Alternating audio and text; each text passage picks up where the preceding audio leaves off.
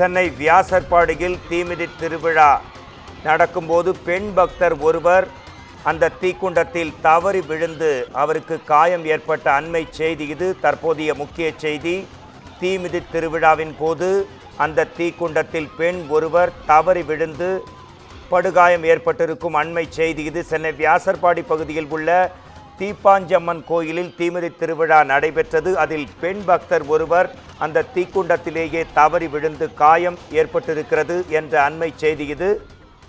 இது குறித்து நமது செய்தியாளர் சுப்பிரமணியன் தரும் தகவல்களை கேட்கலாம். சுப்பிரமணியன், நான் மோகன்ராஜ். சென்னை வியாசர்பாடியில் ஏற்பட்ட இந்த தீமிதி திருவிழாவில் பெண் பக்தைக்கு ஏற்பட்ட அந்த இடர்பாடு குறித்து உங்கள் தகவல்கள். சென்னை வியாசர்பாடி பகுதியில் தீப்பாச்சம்மன் கோவில் தீமிதி திருவிழா நேற்று நடந்திருக்கிறது. இந்த தீமிதி திருவிழாவில் பெண் பக்தர்கள் பலர் தீ மிதிக்கக்கூடிய நிகழ்வில் ஈடுபட்டார்கள்.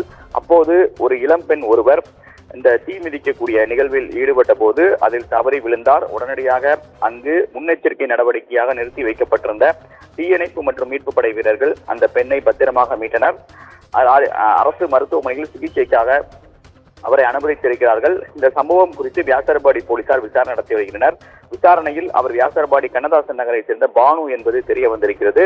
தீக்காயம் அடைந்திருக்கக்கூடிய அவருக்கு அரசு மருத்துவமனையில் தீவிர சிகிச்சை என்பது அளிக்கப்பட்டு வருகிறது. இந்த சம்பவம் குறித்த வீடியோ காட்சிகள் தற்போது வெளியாகி இருக்கிறது.